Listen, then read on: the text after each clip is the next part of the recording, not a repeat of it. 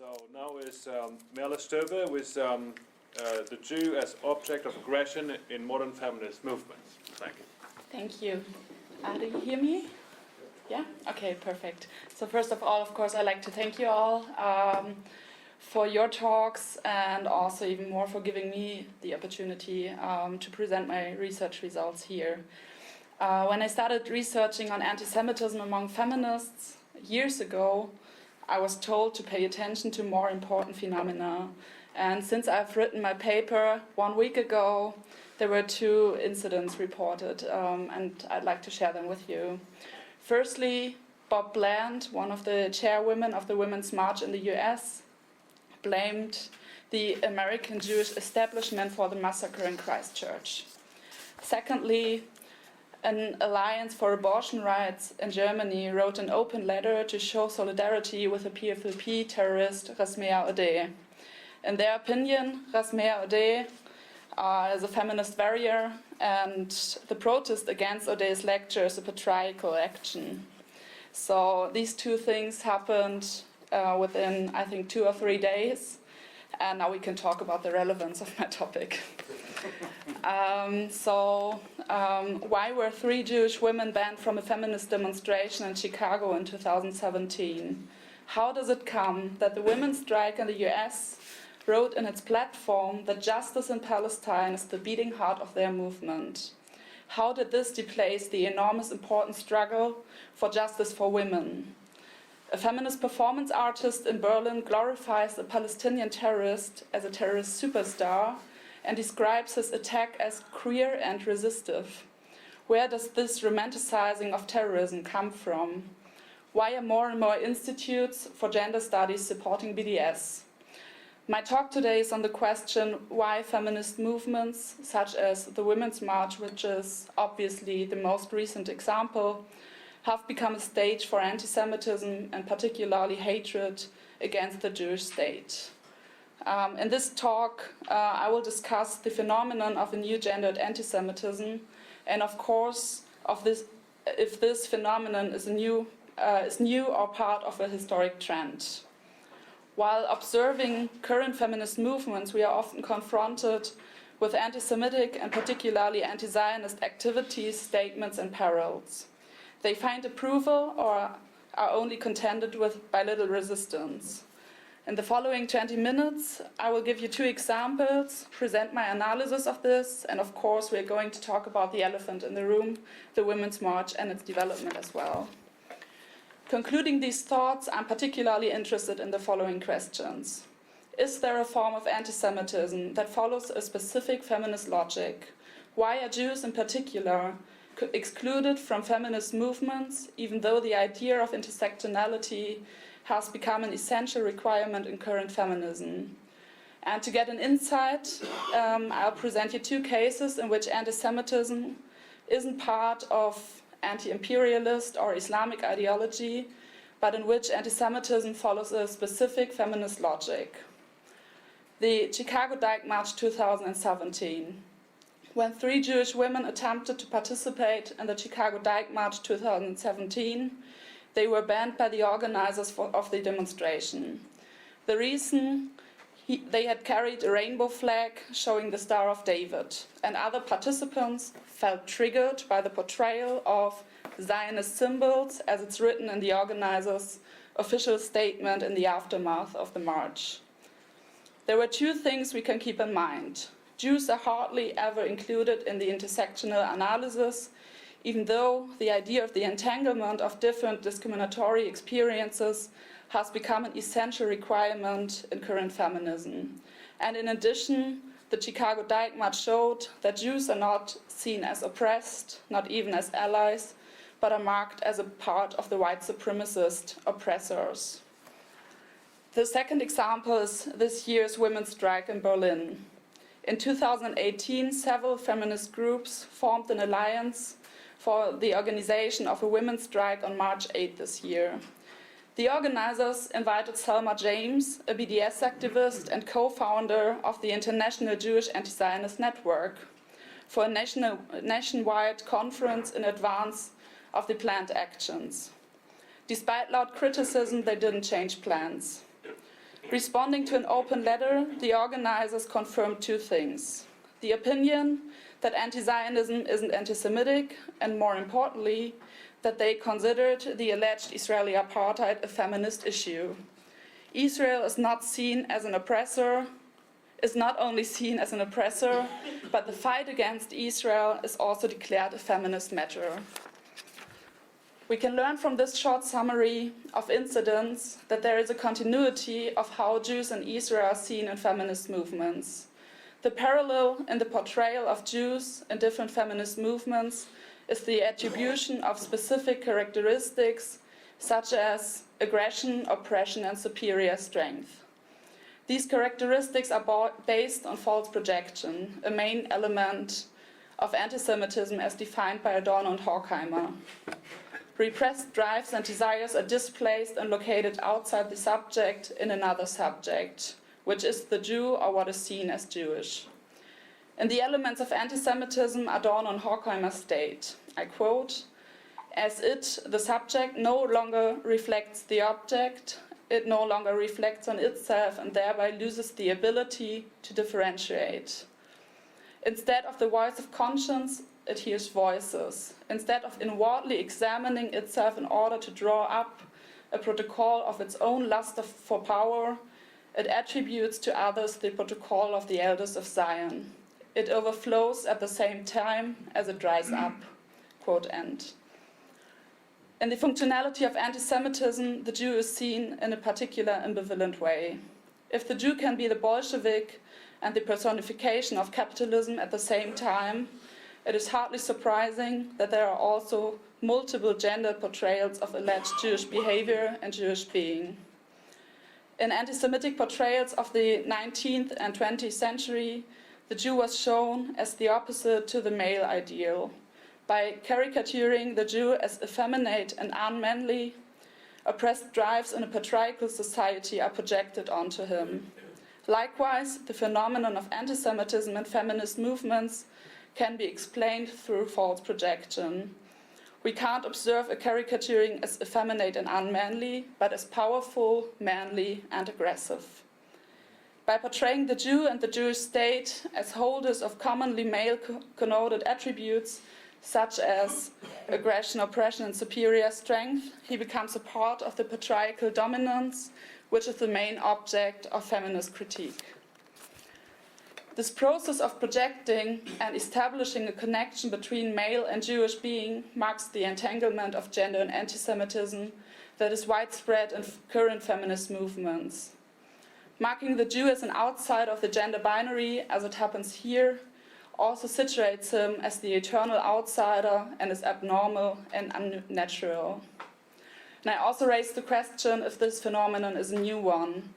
In my research over the last years, I studied 3 feminist movements in Germany and compared them regarding to potential continuities in their respective dealing with anti-Semitism. First, some feminist theologians in the 70s and 80s claimed that 5,000 years ago, Yahweh destroyed an alleged global matriarchy, and therefore the Jews had to be punished. In the God of Israel, they saw an aggressive and destructive power.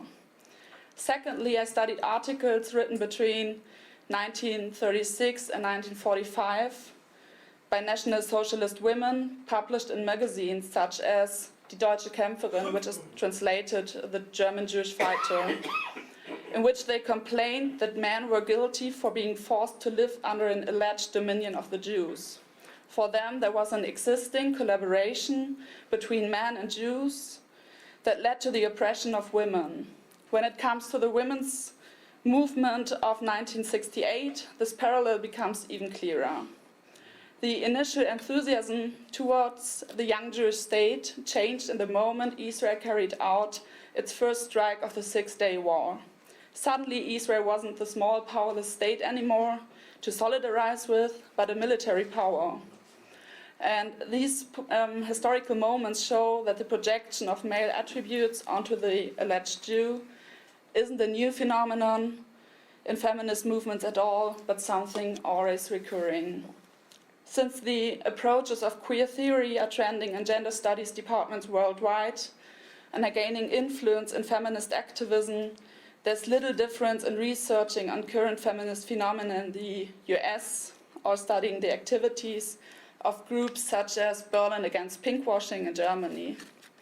It is necessary to emphasize at this point that the current situation requires further research on anti-Semitism and queer theory that I can't include in my talk today. But I just want to state one example exposing the consequences of the lack of will to define what queer actually means. The American queer theorist Jasbir Puhr, and we talked about her in the last days a few times, started to define suicide attacks as queer action. In her opinion, Islamist suicide bombers became the modern, maladjusted perverts merging binary oppositions such as life and death or perpetrator and victim. These thoughts can be transferred to how Palestinian terrorists are romanticized. Just last week, and we talked also about Rasmea Odeh, member of the PFLP and convicted of double murder, has been invited to a feminist talk on women's in the resistance, and they took away her visa last week, but she will speak tonight in Berlin at a feminist talk about women in the resistance. So finally, I'd like to discuss the Women's March in Washington that started as the biggest demonstration, or the biggest one-day demonstration in the US of all time. So let's get into detail at this point, and let's see how this case fits into the theoretical framework I created. Shortly after the march in 2017, the organizers were confronted with a lot of criticism for the expulsion of the Jewish activist Vanessa Rubel, for several anti-Semitic statements, and for their relations to Louis Farrakhan. In their unity principles, the organizers of the Women's March listed dozens of different female identities, such as Muslim women, trans women, or disabled women, but failed to mention Jewish women. Here's the first hint that Jewish women aren't perceived as part of the oppressed, just like it happened at the Chicago Dyke March I mentioned earlier.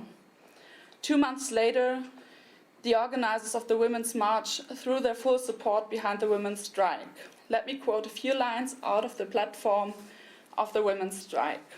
Quote, "Movements such as Black Lives Matter, the struggle against police brutality and mass incarceration, and justice for Palestine are for us the beating heart of this new feminist movement. We want to dismantle all walls, from prison walls to border walls, from Mexico to Palestine." Quote end. By writing this in the platform of their feminist aims, it is made clear. Solidarity with Palestine has become a condition for participation in the women's strike. And here it is proof. Palestine becomes a feminist issue and Israel part of the oppressors. 4 days after the women's strike, Linda Sarsour, co-chairwoman of the Women's March, answered the question if there's room for people who support the state of Israel with the following. I quote, "There can't be in feminism. You either stand up for the rights of all women, including Palestinians, or none." Quote end. As the Jewish activist and former co-chair of the first Women's March, Vanessa Rubel, recently reported, the co-chairwomen Tamika Mallory and Carmen Paris confronted her boldly in 2017 with alleged actions of Jews and demanded Rubel to take a stand. According to Mallory and Paris, Jews were supporters of white supremacy and benefited from slavery in the United States. Here we have two manifestations of the underlying anti-Semitism. Not only is a Jew made responsible for potential actions of other Jews, but these ideas are also a testimony of the old conspiracy theory of the Jew as profiteer of the harm of others. Jews are seen as responsible for the suffering and will never be seen as part of the oppressed folks.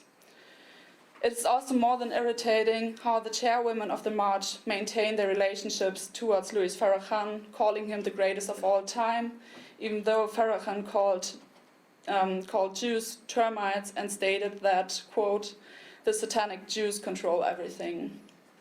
It seems that being an ally in the opposition against white supremacy not only apologizes for what is said, but also immunizes against necessary criticism. To come back to my hypothesis of the projection of male attributes, the Women's March offers itself as the prime example.